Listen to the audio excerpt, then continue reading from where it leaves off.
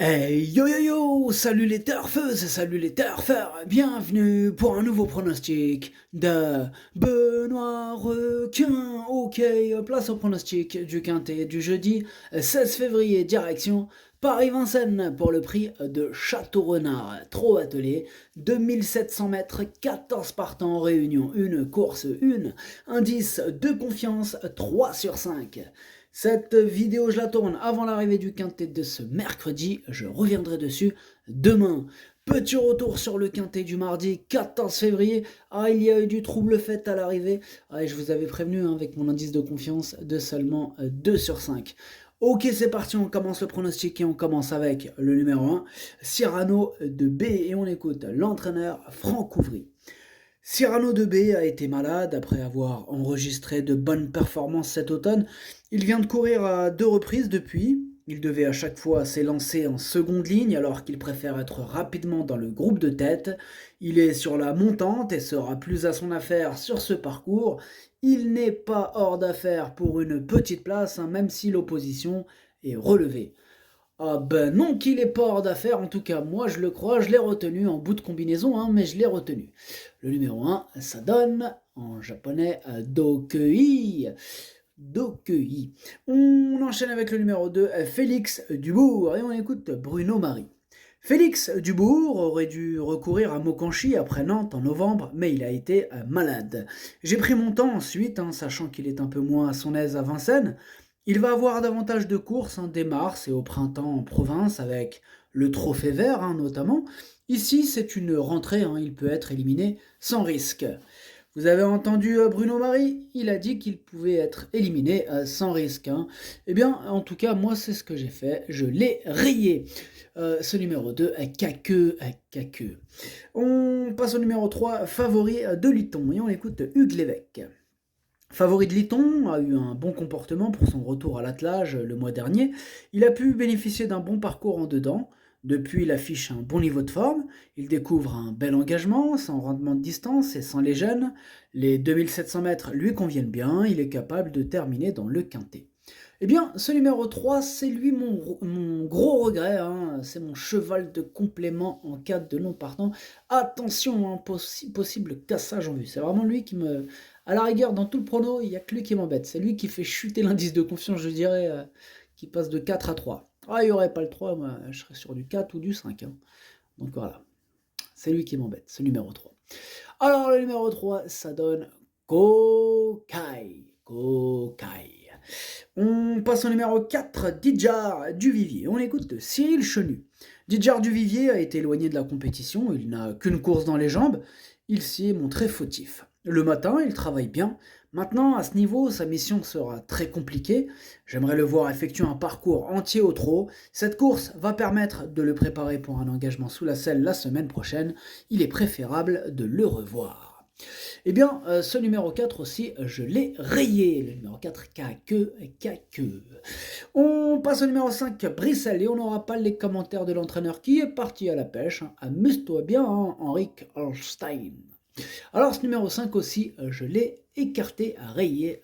Énorme nom pour ce numéro 5. Alors, le numéro 5, Caqueux. On passe au numéro 6, Esteban Giel. On écoute Jean-Luc Dersoir. Esteban Giel a réalisé un bon hiver et a régulièrement pris des places, mais dans des lots moins relevés. J'ai hésité avant de le présenter dans ce prix de Château-Renard, mais il n'a pas de bons engagements dans l'immédiat. Il est brave et maniable, mais devra bénéficier de circonstances favorables pour accrocher une petite place à ce niveau. Que dis-je? Oui, ce numéro 6, c'est un regret aussi. C'est mon deuxième cheval de complément en cas de non partant, donc en cas de défaillance. Après, comme je vous dis, c'est pas une totale impossibilité non plus. Donc il a largement sa place dans un champ réduit, dans un petit coup de folie, dans une... voilà, après, question de feeling. Alors, le numéro 6, ça donne Idomenoko Kai. On enchaîne avec le numéro 7, Eastwood Park, et on écoute François Gillard. Eastwood Park a désormais 3 courses dans les jambes après avoir été arrêté. Il me paraît proche de son bon niveau. Cette sortie a surtout pour but de l'amener au mieux pour de prochains bons engagements, mais il est très bien à l'entraînement et l'engagement est correct. La 5e place reste à sa portée. Il serait risqué de l'écarter. Bon, oui, mais en même temps, monsieur François Gillard, hein, monsieur Gillard, on ne peut pas tous les retenir, hein. Faut faire un choix. Bon, alors moi, ce numéro 7, je ne l'ai pas retenu. Mais bon, après, voilà, il pourrait intéresser les amateurs de champ réduit, question de feeling et en cas de défaillance, hein. Voilà, c'est pas non plus une totale impossibilité non plus. Voilà, il y a une petite différence entre ceux que j'ai rayés, comme le 2, le 4, le 5, que j'ai rayé totalement. Et ce numéro 7, à mes yeux, il est différent dans le sens où il a... Voilà, en cas de défaillance, hein, si ça se goupille mal pour les chevaux en vue, pourquoi pas. Petite méfiance quand même. Le numéro 7, ça donne Kiken. On passe au numéro 8, Eric The Hill, et on écoute Thomas Malmqvist. Eric The Hill a refait du terrain dans la phase finale dernièrement. Revenir sur les 2700 mètres ne lui posera pas de problème. Il est resté très bien physiquement. Il me paraît détenir une très bonne chance à ce niveau. Je ne serais pas surpris de le voir à la lutte, hein, pour la victoire. Oh, il est super chaud Thomas Malmqvist avec son Eric The Hill. En tout cas, moi, il me plaît bien ce numéro 8. Hein, je l'ai gardé assez haut en 4e position. Le numéro 8, ça donne Yomi. On enchaîne avec le numéro 9, Oracle Till, et on écoute Thierry Duval d'Estaing, l'excellent Thierry Duval d'Estaing. Oracle Till ne cesse de briller depuis son arrivée en France et a encore gagné plaisamment en dernier lieu. Dans la foulée, il découvre un engagement favorable, il se montre de plus en plus tendu à l'entraînement, il va falloir que je trouve le bon morse, hein, pour qu'il ne tire pas. Il détient évidemment une première chance, hein, même si je me méfie des deux abrivards. Je le drive car mes deux fils sont suspendus. Ah, les pauvres, ils sont suspendus. Bon, faut les faire descendre, hein. C'était nul. Bref, ce numéro 9, évidemment que c'est mon préféré, hein. Il a largement les moyens de tous les battre. Voilà. Alors, ce numéro 9, ça donne Okiniri. On enchaîne avec le numéro 10, Elliot Dambry. On écoute Eddie Plancheneau. Elliot Dambry a effectué un effort, hein, dans le parcours la dernière fois et n'a pu redonner un coup de rein à la fin. Il faut absolument le courir battu. Il n'a pas été marqué par la course et le voyage. Ici, il est prêt à faire de son mieux. Pour autant, l'opposition est de taille et je serai déjà satisfait d'une 4-5e place. Alors, moi, ce numéro 10, sachez que je l'ai retenu, hein, c'est lui le 8e de mon pronostic. Le numéro 10 donne Hati. Nous passons au numéro 11, Gaspard de Brion. On écoute Mathieu Abrivard. Gaspard de Brion m'a laissé sur ma faim, hein, dernièrement sur les 2100 mètres. Il n'a pas pu accélérer après s'être fait ramener. Il me paraît bien à l'entraînement, il fait face à un engagement très favorable. Jugé sur ses meilleures valeurs, il doit évidemment jouer les premiers rôles de ce quintet. Oracle Till est un sérieux client. Eh bien, ce numéro 11 fait partie de mes préférés, hein, je l'ai gardé très haut en 2e position. Le numéro 11, ça donne Watashi no Nibame no Okiniri.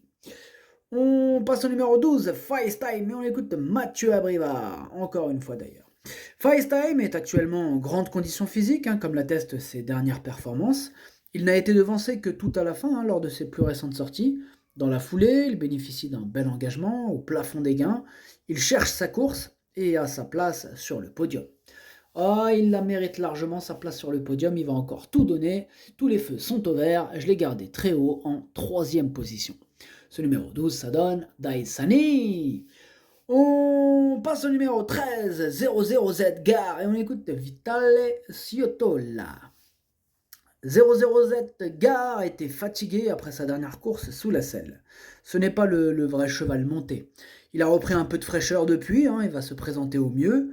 Il avait bien couru fin décembre, hein, dans une épreuve remportée par Oracle Till, hein, qui semble encore imbattable jeudi.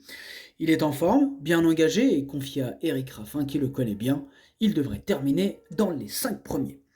Eh bien, ce numéro 13, je l'ai gardé à la 5e position. Il me plaît bien. Ce numéro 13, ça donne Doi.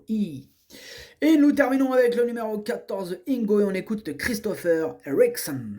Ingo a bénéficié d'un peu de repos après Bordeaux en novembre avant de reprendre la compétition par 2 fois en Suède. Il avait besoin pour sa rentrée avant de gagner de bonne manière, hein, le 24 janvier.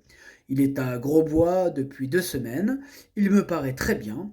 Il est le plus riche, mais l'opposition est de taille avec Oracle-t-il notamment.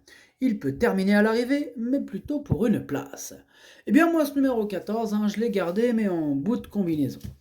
Numéro 14, ça donne Nanaï. Le pronostic, ça donne 9, 11, 12, 8, 13, As, 14. Merci d'avoir suivi cette vidéo. N'hésitez pas à mettre un pouce bleu si la vidéo vous a plu. Vous aidez ainsi grandement la chaîne. Pour accéder à tous mes tickets pour la course du Quintet, rendez-vous directement en description de la vidéo. À jouer avec modération. Bonne chance. Chopez-le moi. Ciao.